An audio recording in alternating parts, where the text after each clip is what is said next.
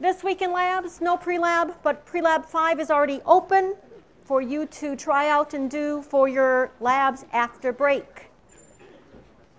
So you can do it before you leave for break, so you don't have to worry about it if you wish. Exam 1, you're getting back in labs. I posted the solutions. I posted a summary of scores, which you'll see in a moment. Also posted a common set of errors.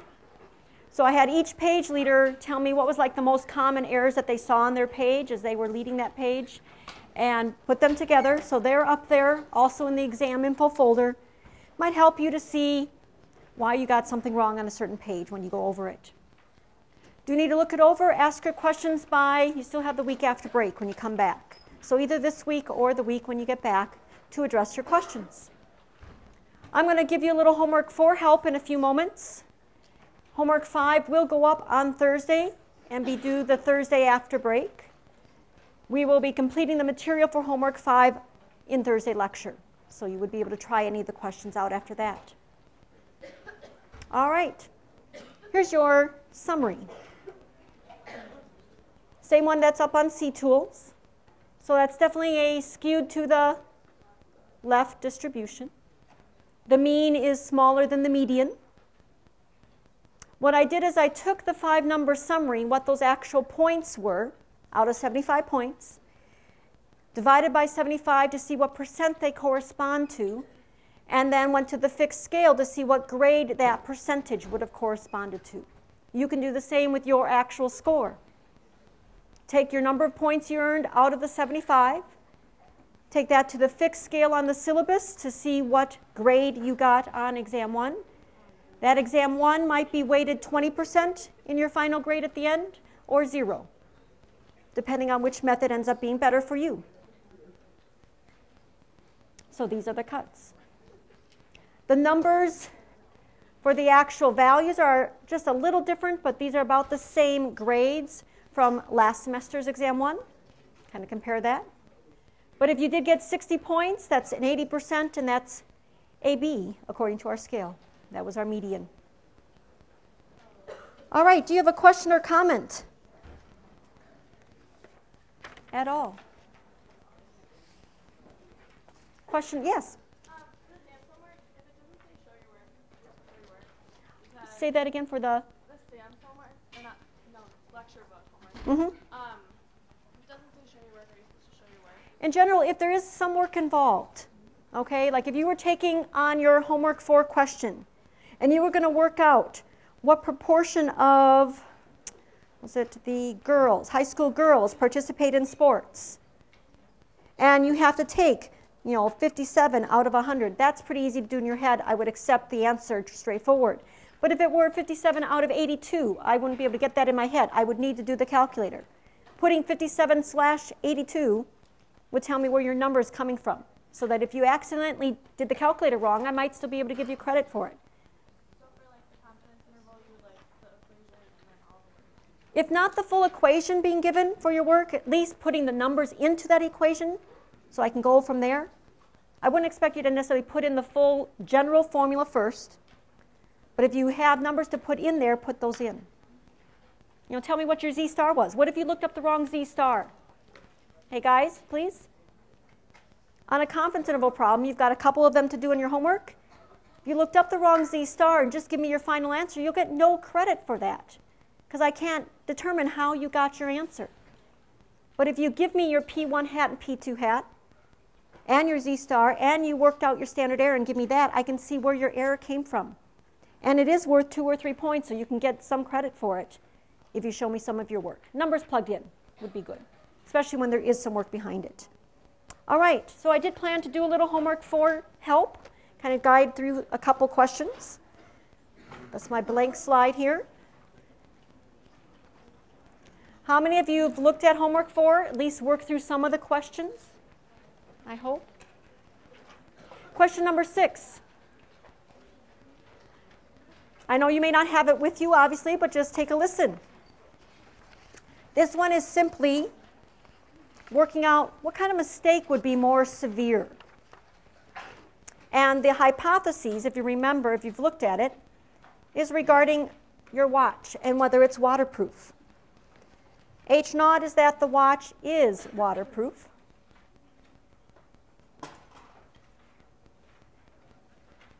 And the alternative is that the watch is not waterproof. And really parts A and B go together. You're supposed to identify which error would be worse and then to kind of explain the consequence of that error, which obviously led to why it's being worse. So, what's the definition of a type 1 error?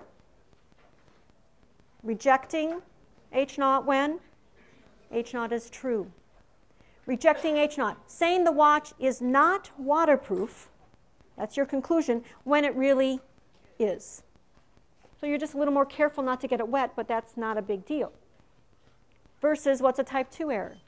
Staying with H0, failing to reject H0, when really HA is true. You think and conclude the watch is waterproof when it really is not. Could that lead to some consequences? You go swimming with it, or you get it wet or whatever, and that could damage the watch. Writing that up. Thinking through the definition. So when we ask you to explain the consequences, it's not just what the definition of a type 1 or type 2 error is, but rather the result of making that mistake. What could it be the consequences? Which kind of leads you to pick your part A question. So that one's not too bad. That's just going through those definitions again. Question number 1. Question number 1, there are 6 questions altogether. Question number 1 is simply making a confidence interval. Our parameter for most of these homework questions, making a confidence interval for P1 minus P2. So the first part of the question is simply checking the conditions. It already tells you can assume that each sample is a random sample and that our 2 samples are independent. That's telling you that in part A. So there is one remaining condition. And for proportions, it's always been checking that your sample size or sizes here, more than one, are large enough. So you have to check that at least 10 rule here. Now in confidence intervals, it's basically going to your data and making sure you see at least 10 yeses and nos in each of your 2 samples. That's really all you have to do. Now it gives you the number of yeses out of the total, so you can just go through those counts and make sure each of them are at least 10. And it asks you to verify those. So we're expecting you to give us the number of yeses and number of nos that you saw and say, yes, these are all at least 10.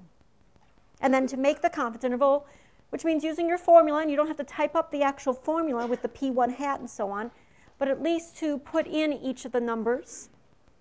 The standard error will take a little bit of work. If you work that out, at least give me what that standard error is, so then I can see how your confidence interval is formed. And that's all you're asked to do, is to construct it. You aren't asked to interpret it or to interpret the confidence level here. That's question number 1. Question number 2 is about the high school girls and boys participating in sports. And you're given the table of the counts this way. How many said yes, how many said no? And your first question for making a confidence interval, again, is to check the conditions. So it's pretty straightforward, just like your first one in part A. And you can simply look at the counts in that table and say, yeah, they're all at least 10, but write that out. Now, parts B, C through the end. Wow, that's a long question, isn't it? Lots of true and false. But they have to do with, then, do you understand what the confidence level means and what the interval means? All right? Some of these say the chance. There's a 95% chance that the true difference is in your interval that you make. And actually, you don't even have to make it. I give you that interval. But do we talk about chance or probability or likeliness in terms of the one interval we made? No. Those usually end up being wrong. There's not a 95% chance that the true difference in proportions is in the interval, because it's either in there or it's not. If you want the chance, it's 0 or 1 idea. So working through those. They talk about if you repeated the process, what do you expect? And again, it's expecting that 95% of the intervals. Not your interval having the true difference in there, but 95% of the possible intervals. So just reading through each question, and understanding those, true or false, selecting. One of them talks about what if you wanted to be 90% confident instead of 95% confident. So if you made a 95% interval, and you're going to make a 90% one now, what's going to happen to that interval? It's going to be narrower, and just working that out. So those are just a series of selecting the right answer. The one other item I'm going to mention, the confidence interval is given for you. The confidence interval for the proportion, being the difference in proportions of girls versus boys participating in sports, was a negative 0.05 and plus 23. This interval was computed for you and given to you and used in some of those true-false statements. But when you're dealing with the difference between two proportions, what number are you typically looking to see if it's a possible value or not? 0. What would it mean if P1 minus P2 could be 0? That means those two proportions really could be the same, no difference. And so one of the questions is talking about whether you have a significant difference or not. And you're really looking for to see whether 0 is reasonable or not, and is 0 in our interval? Yeah. So you would have to support, you could not refute a value of 0. P1 minus P2 could be 0 according to your data at a 95% level of confidence or a 5% level of significance.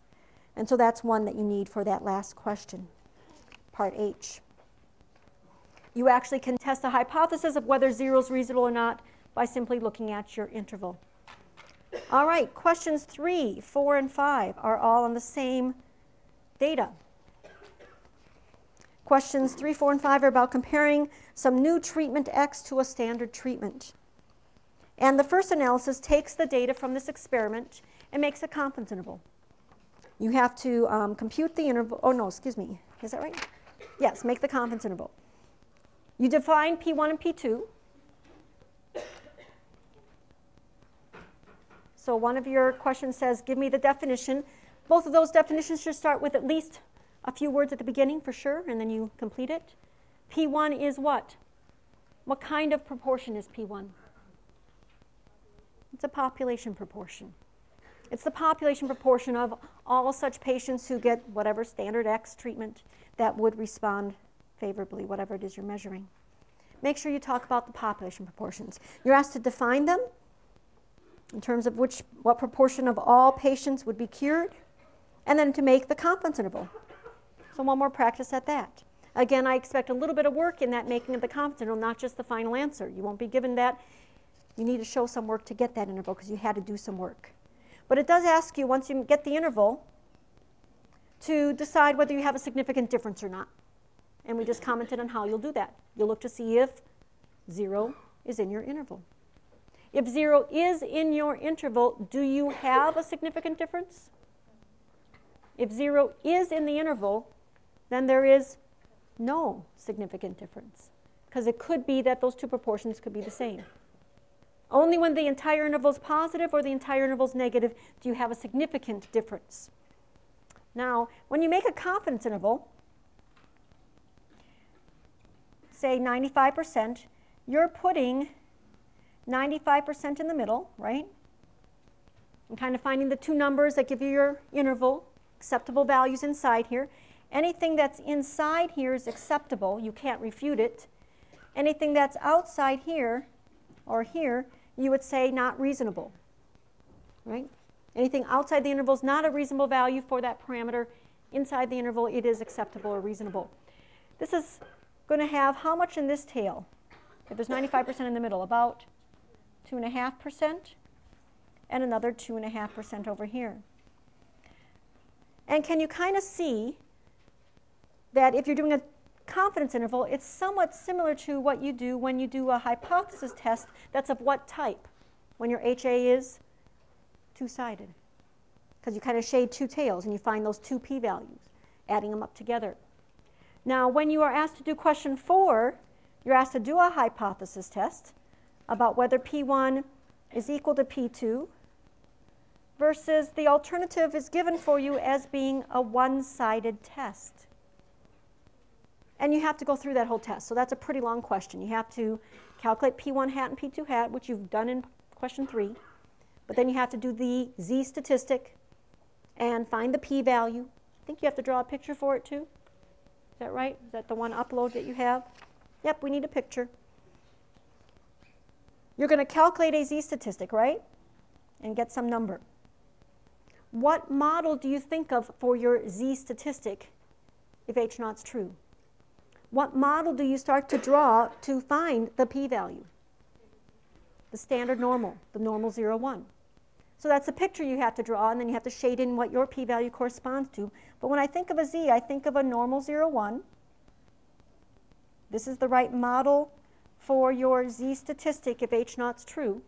This is your h naught model for your test statistic. And what does the question after that ask? Not what is the model for your statistic, but what's the expected value for your test statistic? Expected value is just another fancy word for mean. There's the model for your test statistic. What's the mean for that distribution, for your test statistic model? That's it. Did you get it? The mean is what? 0. You would expect your z-statistic to be 0 if h naught's true. Your z-statistic looks at p1 hat minus p2 hat on top over a standard error. If h naught's true, the two proportions should be the same, so you'd expect these two guys to be the same under h naught. So you'd expect 0. All right. Now, when you do your test in question 4, though, what is the direction you're doing here? You're doing a one-sided test, one-sided to the right. And if you do that test at a level 5%, it's equivalent to putting in your upper tail the full 5%, not 2.5%. And so you find some cutoff, and if you're out there further, you're extreme enough to reject, and if you're not, you stay with h naught. Do you see there's a difference between then your confidence interval and the test that you're doing? That you're doing a confidence interval that's like a two-sided test. When you're doing a one-sided test, you're putting all of your alpha in that upper tail. So there's these values right here that kind of fall in between, that in one case you would reject, but in the other case you would not. What I'm leaning to is that question 5 says, is your decision about whether there's a difference between these proportions the same through your confidence interval as it is through your test? And it's not. In your confidence interval, you should get an interval where 0 is inside that interval. But when you make the hypothesis test, you would say, no, I don't think h naught's true. I'm going to reject h naught. You'll make what seems to be a contradictory decision, but because one is two-sided and the other's a one-sided test, you're not doing the same test. And you're asked to reflect on that in question 5. So you go through and do the confidence interval, you go through and do the one-sided test. In one case, you say, I can't say there's a difference between the two rates. And in the other one, in the hypothesis test, you say, yes, there is a difference, and P1 seems to be bigger than P2. That's because that's what you were looking for. You're putting all the evidence towards looking for one direction, and there was enough when you were only looking in one direction and not splitting it up. So I'll let you think through that, but that's what your conclusion should end up being. And those are your 6 questions on homework 4. All about two proportions. Homework 5 will go up on Thursday. It'll be about the means, and that's what we're studying a little more today and a little bit on Thursday. Questions?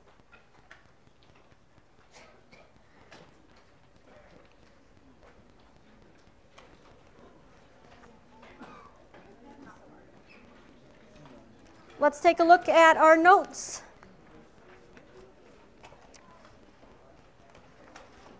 Page 117.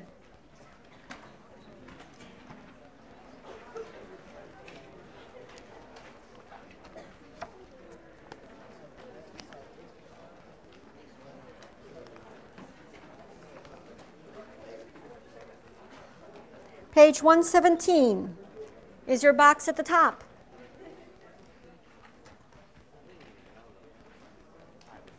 We have started to work through our third parameter, third of the big 5, and those big 5 parameters will be what your exam 2 will be about. We've already handled proportion P. Your homework 4 is taking you through P1 minus P2, the difference in two proportions. And now we've changed over to when our response is quantitative. So we want to learn about the mean, the average score, the average reaction time. And one thing we might want to do is estimate that mean. So one way to do that is through a confidence interval. A confidence interval estimate for what the true mean, mu, might be. We'll take the data that we have, which has to be a random sample from our population. We'll calculate our sample mean as our best guess. And then we'll go out reflecting the fact that a sample mean doesn't always equal a true mean. It varies. We'll go out a few of those standard errors. A few of those standard errors of the sample mean. The few now, though, is a T star. And that is because when we were looking at this standardized quantity, subtracting the true mean, you'd like to divide by the true standard deviation, but sigma's not known. And we have to put in the S. We have to use the standard error in the bottom. And we were able to still use Z's when we did proportions because we required a sample size being large. But here we're not going to require the sample size be large. It doesn't need to be large.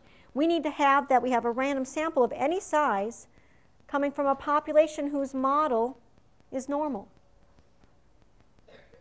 The large sample size can be helpful if that normality condition seems to be not quite there, relying on the central limit theorem, but it doesn't require a large sample size. So whenever we have to use the standard error, this quantity now has more variability in the bottom, and it was called a T. We introduced the T distribution last week, which looks very similar to a normal, standard normal, but it's got a little thicker tails, allowing for a little more variability lower in the middle. We learned how to look up T star values with our table A2 with appropriate degrees of freedom. The degrees of freedom are n minus 1. That comes from our S. Your formula for S has an n minus 1 on the bottom, that associated degrees of freedom. All right, we made a confidence interval. This was for those 15 drivers. Did that on page 118 or 119 and 120. We ended with the output together, which you're going to see a lot more of on exam 2, especially with means, because calculating standard deviations with data is not as nice by hand. Your pre-lab 5 will take you through the 2 ways to get a confidence interval for a mean. And you have to pick one of those ways to do for your pre-lab assignment, generating one confidence interval. Here was our confidence interval for the average maximum distance. Still had to interpret the interval and had to interpret the confidence level, as we did on that page 120. So confidence intervals allow us to get a range of values that would be reasonable for the true mean. Anything from 456 to 537 is reasonable. I would have to accept those values. So we're going to turn to the testing side now, where we're going to be doing not a z-test, but a t-test. Let's step through a few of those basic ideas again. Remind us of those 5 hypothesis steps, starting on page 123. This is chapter 13, the first time we've gone into this chapter, which is about means. There's a couple of notes of caution. If I remember, I think one of your true-false on homework 5 is about one of these notes. Pretty basic. I mean, if you take your sample, the inference that we extend can only be extended to the population that our sample represents. If our sample consists of only males, we can only extend it to the larger population of such males. The hypotheses or conclusions only apply to those larger populations. And we require that we have a representative sample. What we're going to run into is sometimes our QQ plots that we'll make for our data, now that we have quantitative data, the QQ plots will show some departure from normality. Maybe it's highly skewed, or there's definitely some outliers. In the case where your sample size is large enough, we're going to have that safety net, that central limit theorem, that we'll be able to rely on and say, that gives me the free pass to still do the T procedures. But in the case when the sample size is not large, and we've got skewness, we're going to have to think about not doing our T procedures, but going back to analyzing medians rather than means. And we'll name a couple of those tests as we go along that allow us to do that. Medians are more resistant to skewness and outliers than our means. So those are just a couple of notes. And then they step you through a review of the 5 basic steps for hypothesis testing. So we're going to be stating some H0 and HAs again today. They are always statements about your population. In this case, the parameter we're trying to learn about is the population mean. We'll have some conditions that need to be checked as we do for doing tests about proportions. We would also have conditions about means. When we're doing proportions, what kind of statistic do you calculate? When you're doing question number 4 on your homework, you're going to be calculating a Z statistic. This is, of course, when your sample size is large. And I've already asked you this question today. What model do you use then to find the p-value if you're doing a Z test? You can either write it as the normal 0, 1 or call it the standard normal.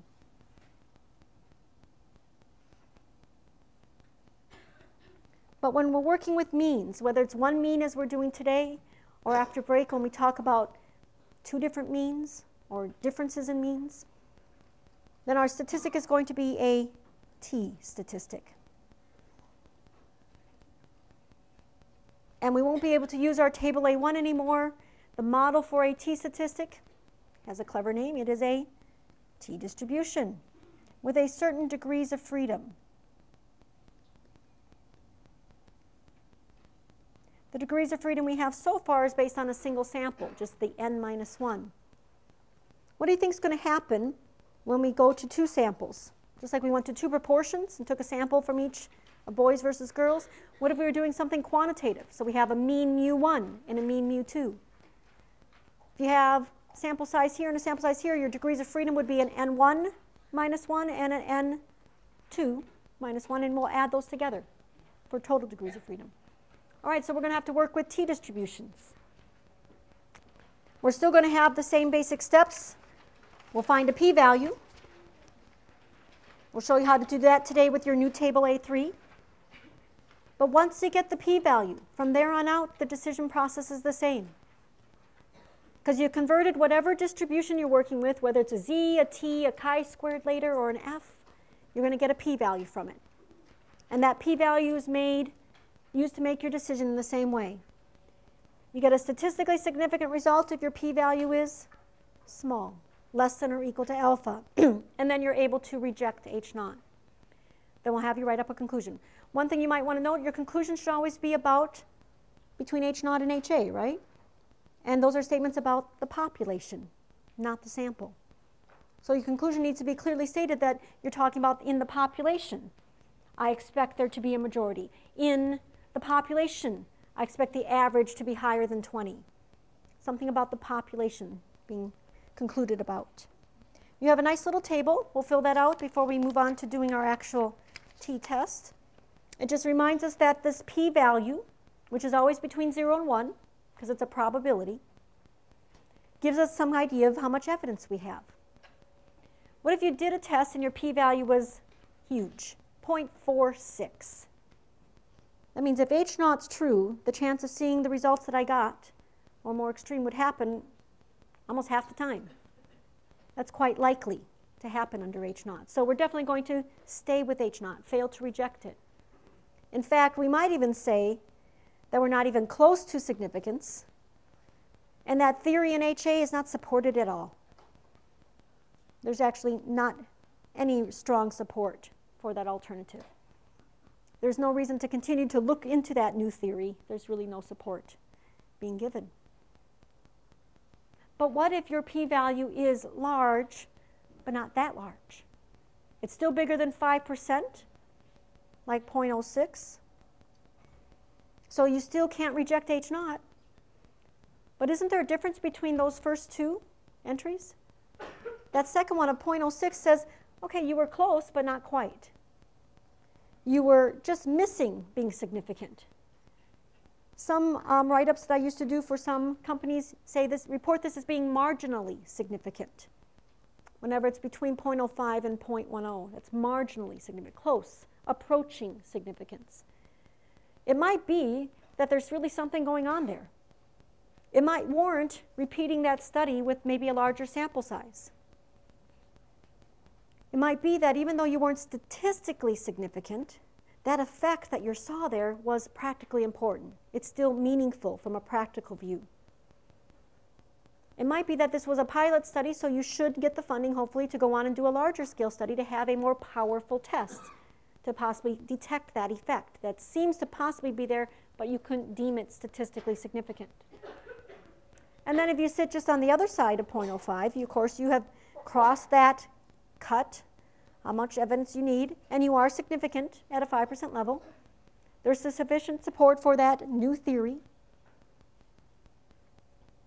There's really not much difference between 0.06 and 0.04. You just are on each side of that cut.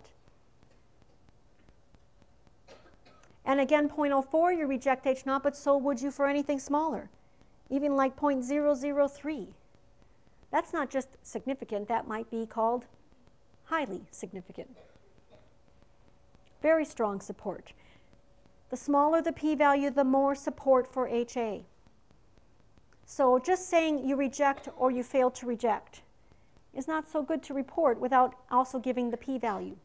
So you can see how much evidence was really behind that decision you made. Good. Most journal articles require you to report the p-value.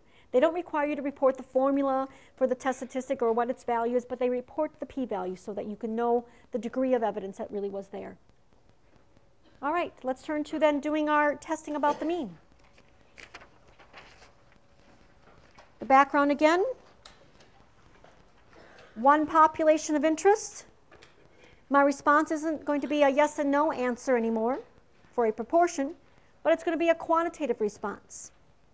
I'm wanting to learn about the mean. I want to test a theory about what the true average response might be. I require that you take from that population a random sample representative. I don't require a large sample size. I require instead that the population is normally distributed. Because if my population has a normal model for that response, no matter what sample size I take out, the sample mean, x bar, will be normal too. That's the sampling distribution of the sample mean. We have this little caveat at the end. If your sample size is large enough, though, that normal model for your population isn't quite as crucial of a condition. And why is that?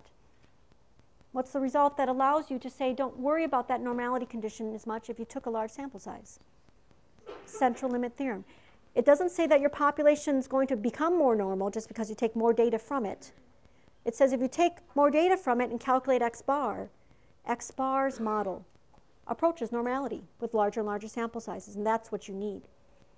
So we're not requiring a large sample size, but we have the safety net that if the sample size is large and we look at that QQ plot and it's off a little bit, we're still okay to do our t-test.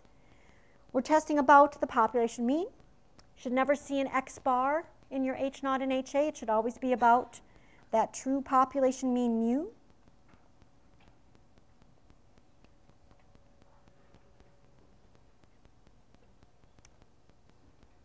H0 always has what symbol in it? It's always got the equal. It's your status quo value. Before we had like a P0 to represent whatever that number was. So here we're going to have mu naught. You will always put a number here based on the actual problem at hand.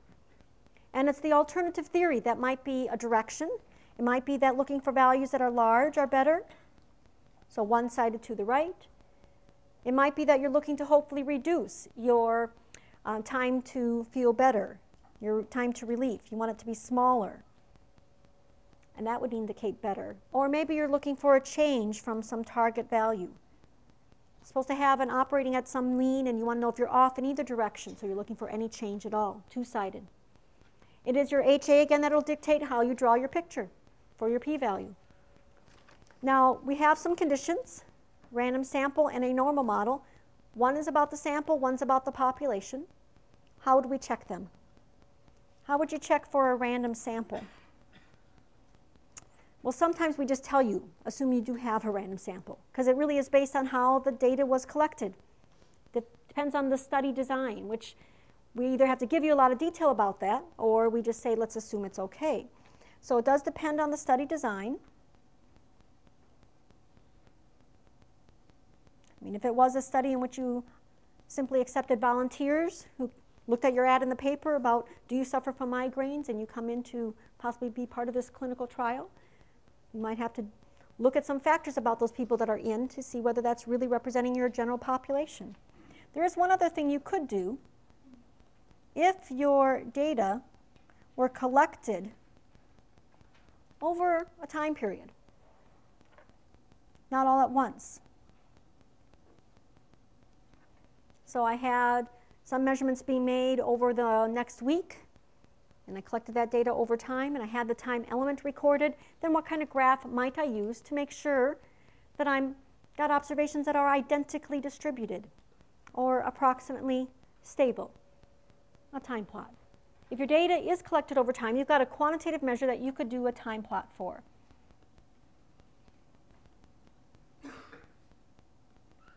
And if that is the case, you'd want to see stability being supported in your time plot around a common mean and a common amount of variability. If you didn't, it would not make sense to calculate a mean of that entire sample or to treat it as one random sample.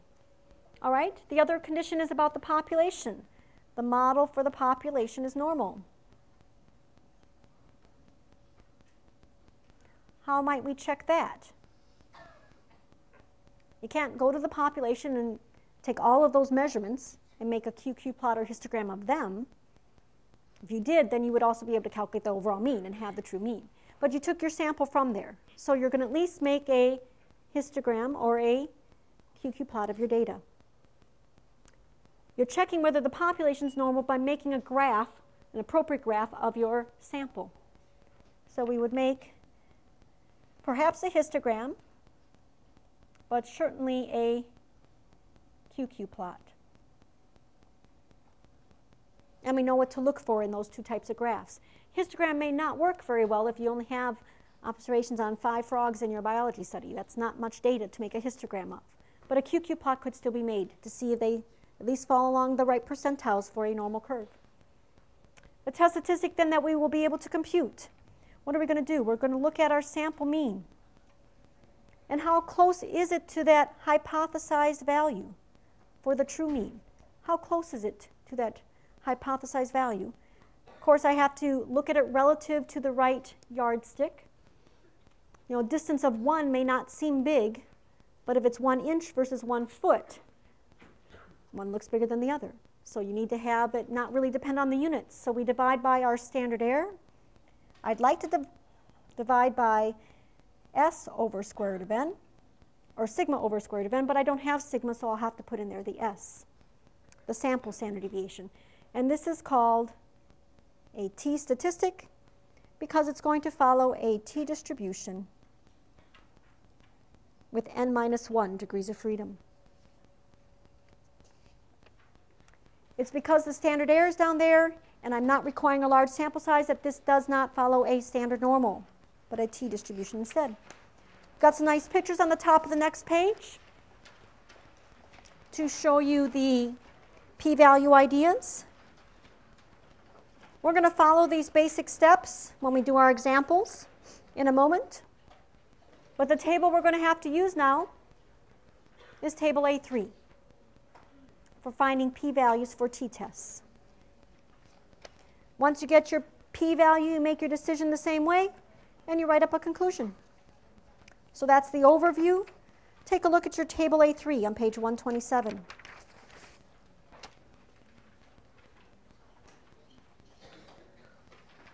So when you were doing table A1, which gave you areas to the left of any value of z that you wanted to look up, there was only one normal curve that you were dealing with, the standard normal. We have t distributions with 5 degrees of freedom, t distributions with 27 degrees of freedom, any degrees of freedom that's possible for any sample size. So we need a separate table for each one of those if we want to have as much accuracy as we do in table A1, or instead we just give you a few values so you can look up the p-value bounds rather than the exact value. And usually that's sufficient so you know if you're bigger than 0.05 or not. So what you have are degrees of freedom along the first column, So we'll figure out which row are we going to be in. We'll have a particular row. And then we'll look along the top and say, what was our t-statistic? Oh, our t-statistic turned out to be 2.8. 2.8 is not right here, but it's in between. And so if I fall in between two columns, I'll look up that same row, those two values, and those will be the bounds for a one-sided p-value. And of course, if you're not doing a one-sided test but a two-sided test, what are you going to have to do? You've only got this part, that's half of it, so you're going to have to double things. But we'll be working with the table, reporting bounds, drawing our pictures. So let's try two examples out before we do a full t-test together. Just practice on the p-value side. So you're given the hypotheses, you're given the number of observations, and the sample mean was computed, the sample standard deviation. The t-statistic was found for you, 1.97.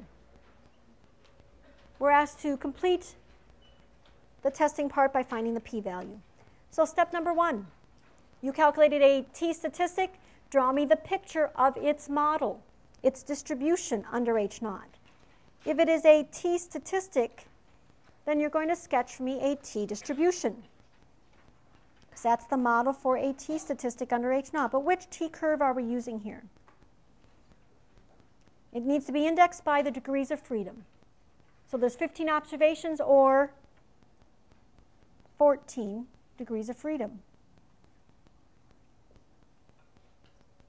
Now, t-distributions are also centered at 0, just like the standard normal was, but they have a little thicker tails compared to a standard normal, a little bit lower in the middle. I don't draw them much different than my normal curve, so I always have to label what curve I'm working with. Now let's place on there what you observed. What did we observe for test statistic? It was 1.97. So there's my observed value of my test statistic. And then I want to show in the picture my p-value. I need to show the probability of getting what I did get for my test statistic or something more extreme. What direction will be more extreme here? Depends on what your HA was. And what direction was HA telling you to go? To the right. So my p-value will be the probability of getting what I did get for a test statistic or something even more extreme, which would be larger. So this shaded area is what I would like to find. That's our p-value. So there's the picture of it. Now you go to the appropriate table and find that p-value. So our table, you have to maybe flip back a page. We want to look at the row with 14 degrees of freedom. And you have a couple of values of a t-statistic along the top to work with. It would be really nice, of course, if you ended up getting to be exactly one of those values, because then you just look up that number in the column and that's your p-value. But if you don't, you fall in between, which we do here. And so these two values that I have are going to be bounds for my p-value. What that means is if I were to take the 1.8, which is a little bit smaller, that's in the chart though, and its area to the right is a little bigger than my p-value, but I have it. It's 0.047. 0.047 is the area to the right of the smaller number. So my p-value is smaller than that. I can even be a little more specific if I take the other bound, which is pretty close to actually. 2 is very close to my test statistic value. And from that 2 all the way over to the right is how much? Only 0.033. So the p-value that I want is a little bigger than 3.3%, but I know it's smaller than 4.7%. It's in between. It's even closer to the 3.3% because I'm closer to the 2 than the 1.8. So I can report the bounds for my p-value. Our p-value is between 0.033 and 0.047. So we aren't able to be specific and give you the actual p-value, but can you use it to still make your decision? Here's our one-clicker question for today. Using your bounds for this p-value, to decide if you are statistically significant or not.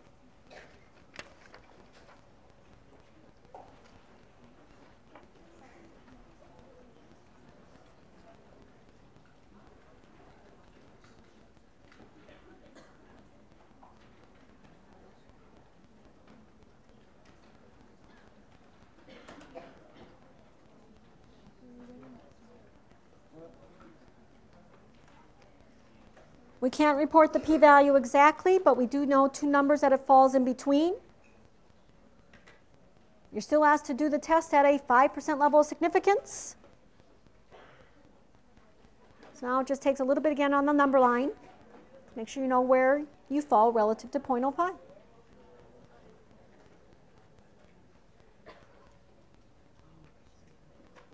And you're getting better.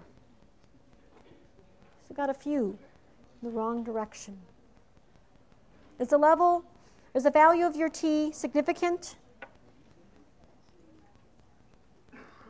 Is your p-value what? Less than or equal to 0.05 is what I'm really asking. And indeed, most of you are getting it correct. We are smaller than 0.05. Since we're smaller than 0.05, we can reject H naught and say we're statistically significant. I wasn't able to give you the exact p-value, but you can still make the decision. Most places in your table, you should be able to do that. There's a few places in your table where the 0.05 actually would be in between your bounds. That's usually happening only when you have a really small data set, like 3 or 4 observations. So it doesn't happen very often. But if it does, we have other ways of getting the actual p-value known. We'll see it in the output provided for you exactly. Or you have tables that are more detailed. But we are able to make the decision. Can we even make the decision if it were 1%? What if your alpha were 1%? Would you be significant at a 1% level? Yes or no? Not at a 1%. So we're significant but not highly significant. Our p-value is less than 0.05 but not less than 0.01. And we'd be able to write out a conclusion. All right, you get one more practice. Please draw a picture for the p-value for that last problem on this page. It's a two-sided one. And work with your neighbor to use your table to find the bounds you can for that p-value. Give you a minute or two to try that one out.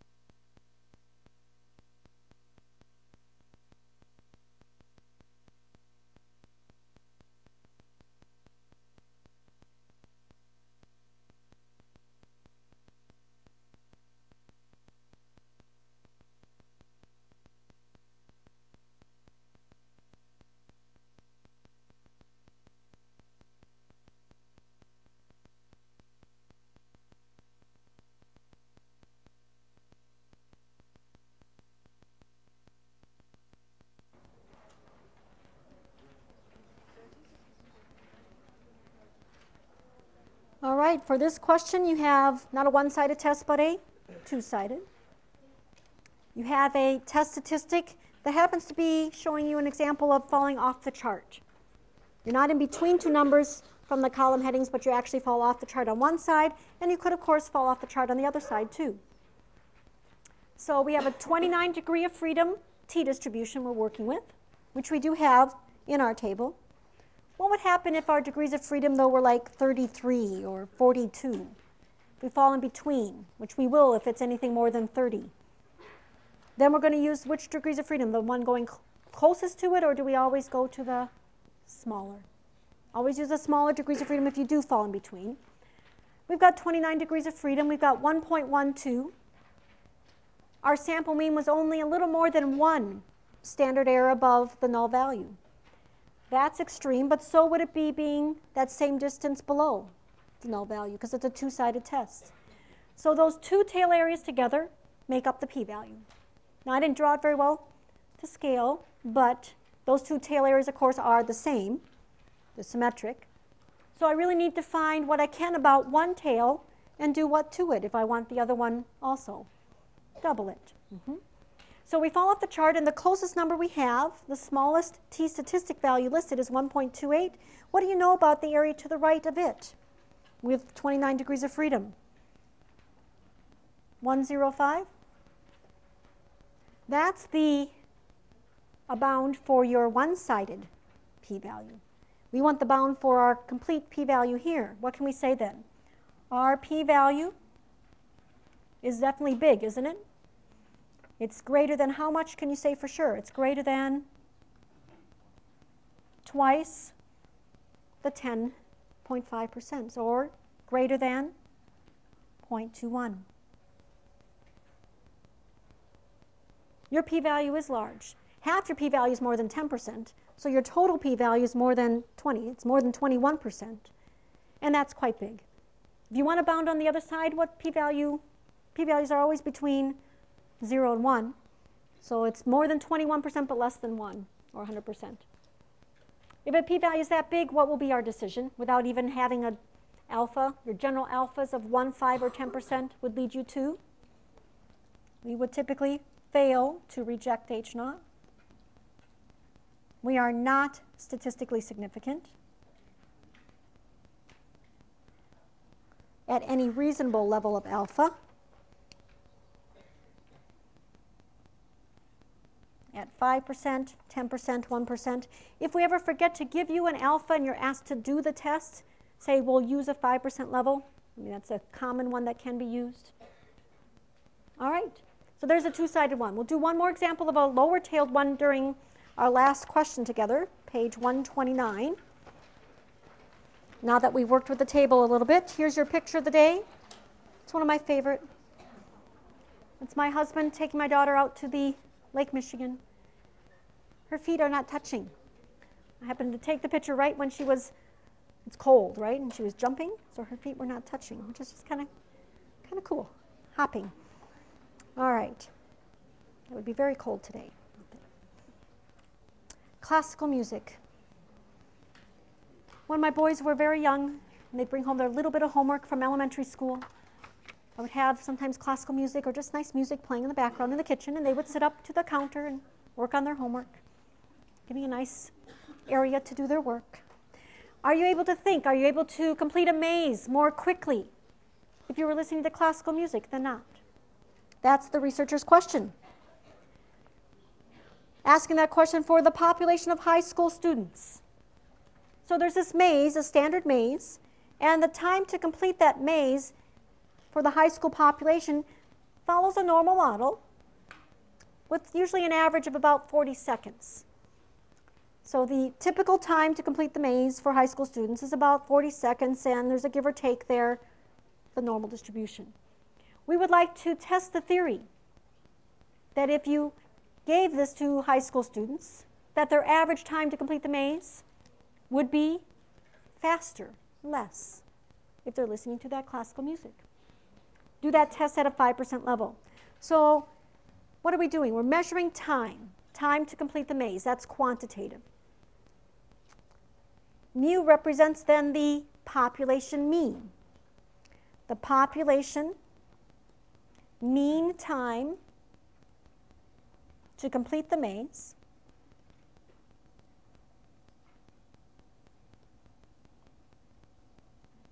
I'm still missing two aspects to define that parameter correctly. It is a population mean time to complete the maze, but I need two things.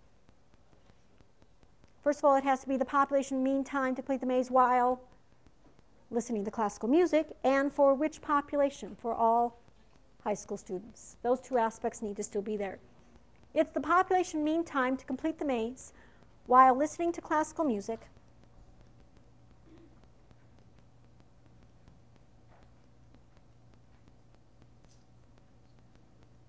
for all high school students.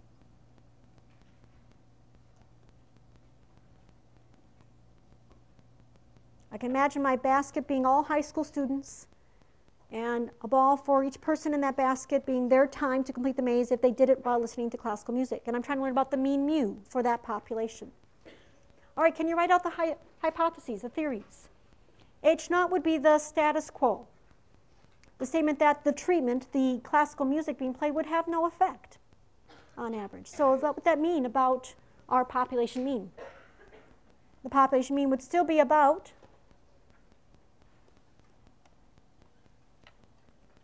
40 seconds.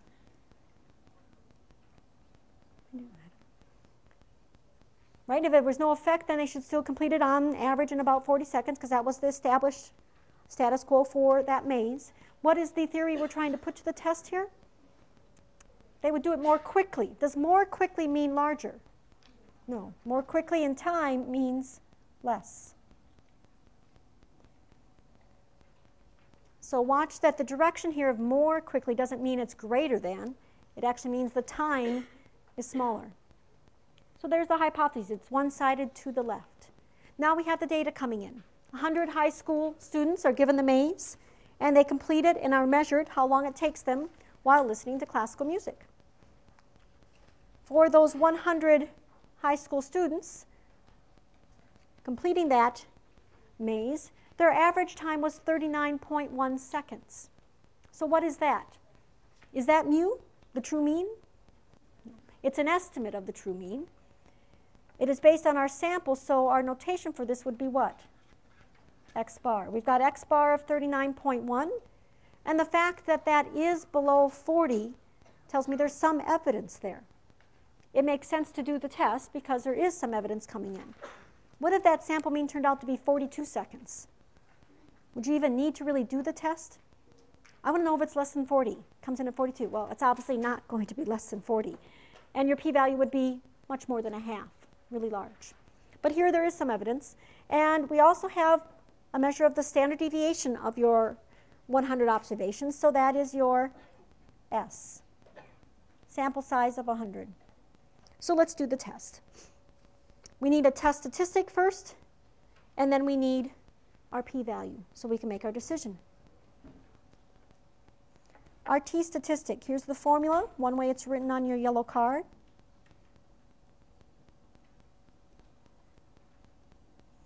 It measures how close your 39.1 is to the hypothesized 40.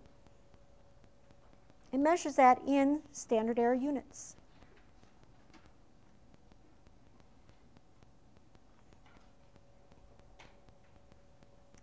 Negative, because we're below the mean, negative 2.25. Our sample mean was more than 2 standard errors below 40. It was 2.25 standard errors below the null value. Is that some evidence there? Even though this is not a standard normal, they're pretty close to standard normal curves, those t-curves, so you can still think of 2s or 3s or larger being somewhat extreme. Let's measure how extreme that is through the p-value. So one more picture today of a t distribution.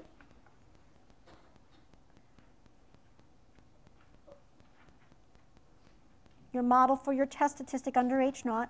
How many degrees of freedom will I have? 99 degrees of freedom. That's not in your chart. When you go to look it up, you're going to have to approximate that with the 90 degrees of freedom.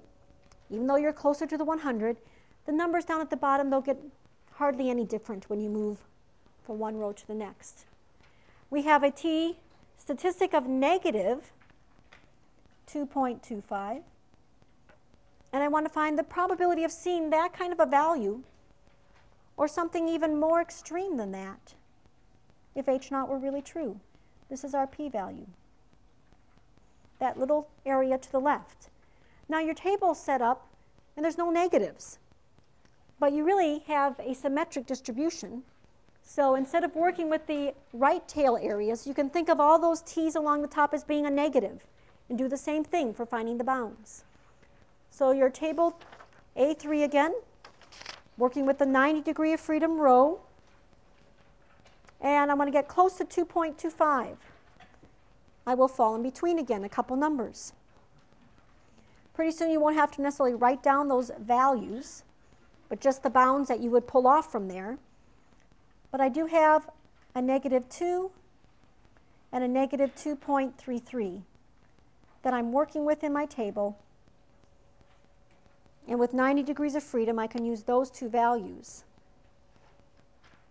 The larger area is 0 to 4. And that area to the left of the negative 2.33 is even smaller, 0, 1, 1. What can you say about your p-value? It's between those two numbers. You can write it this way with inequalities. That's one way to report it. Sometimes students get the inequalities going in the wrong direction or they put the wrong number. You can say it in words too.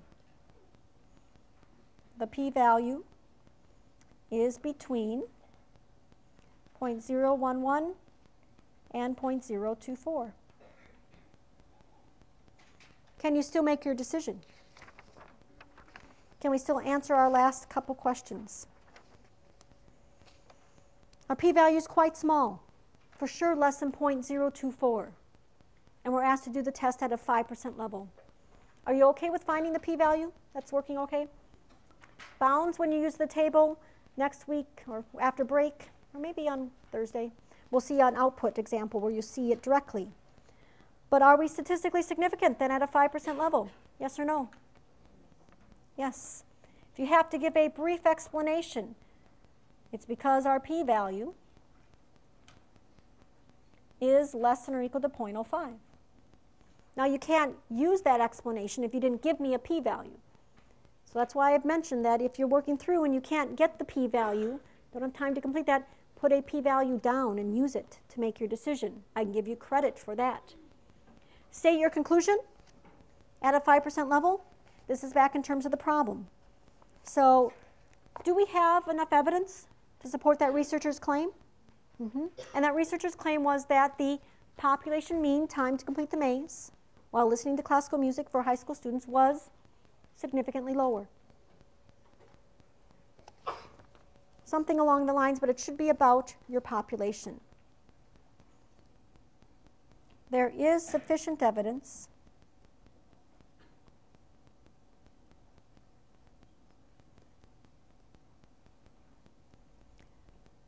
to say the population mean time to complete the maze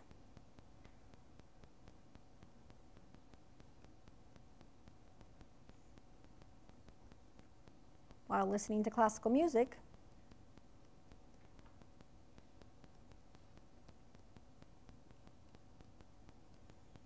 is lower than 40 seconds. This would be for the population of all high school students that our sample represents. In our population of high school students, we would support that the mean time to complete the maze has been significantly reduced. Again, those are all kind of statements, but are talking about the population mean. We aren't saying that every single high schooler would be able to complete the maze more quickly. We're saying that on average, for that population, that mean time would be reduced, less than 40. Assumptions is our last comment before we're done. We're told we have a random sample of high schoolers. Certainly, if this were only high school seniors, we could only really extend it to that larger population. So the random sample was given. What was the other condition again? Not about the sample, but about the population. The model for the population needs to be normal. Now, the population model for times to complete the maze without classical music was said to be normal.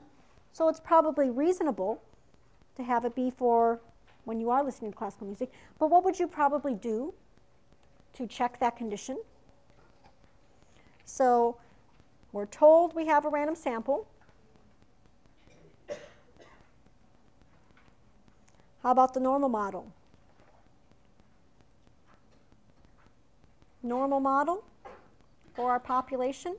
What could we do? We could make a QQ plot of our 100 observations or a histogram. And what if we make that nice QQ plot and our points start to fall significantly off the line? Is our inference that we just did invalid then? Or what could we rely on to say, no, it's okay, your results are still fine? Sample size is 100, larger than this sort of magical 25 or 30, but that is the mark that tends to say, even if you have non-normality for your response, times to complete the maze don't look to be normally distributed, you're averaging 100 of them. And averages of that many observations tend to follow a normal model. So you would be okay by the CLT. Inferences would still be valid by the central limit theorem. We'll finish out these notes on Thursday.